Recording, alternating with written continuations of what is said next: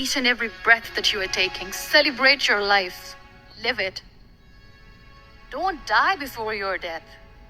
We all die.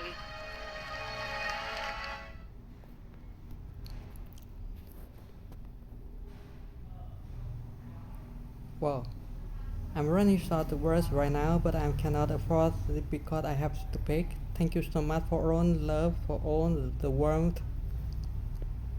Thank you for accepting me. Thank you very much.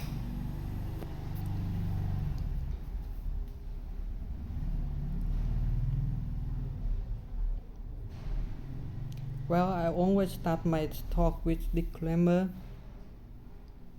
and that disclaimer is that to be motivational speaker. Well, I do speak, but I feel more like a storyteller because wherever I go, I share a story with everyone.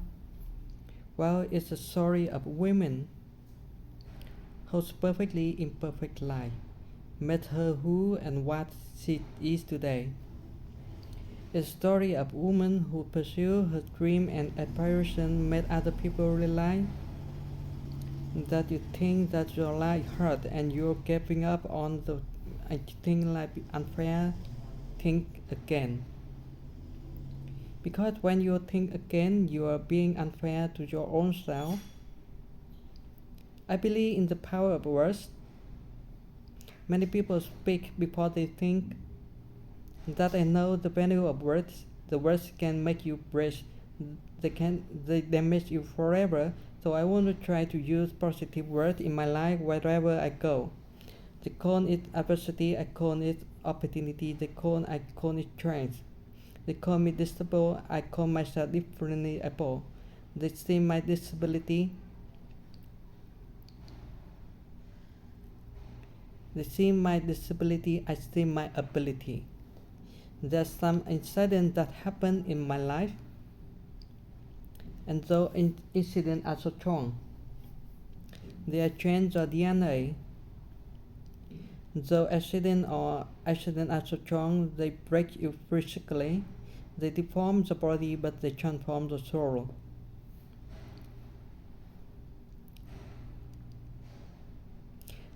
I was 18 years old when I got married. I belong a very conservative family, and when I got daughter, I never say no to their parents. My father wanted me to get married, and I always said if that make me accord, it was never a happy marriage. Just about after 2 years getting married, about 9 years ago, I had a car accident. Somehow my husband fell atlas, and the car fell in the ditch. He managed to jump out, save himself. I'm happy for him, but I stayed inside the car, and I sustained a lot of injury. Don't get scared. I'm perfectly fine now. Readers under my right arm were fractured. The wrist was fractured. Shoulder bone and collarbone. My whole racket because of racket injured. Lungs and liver were badly injured. I couldn't breathe. I lost irritable control. That's why I wear the bag wherever I go.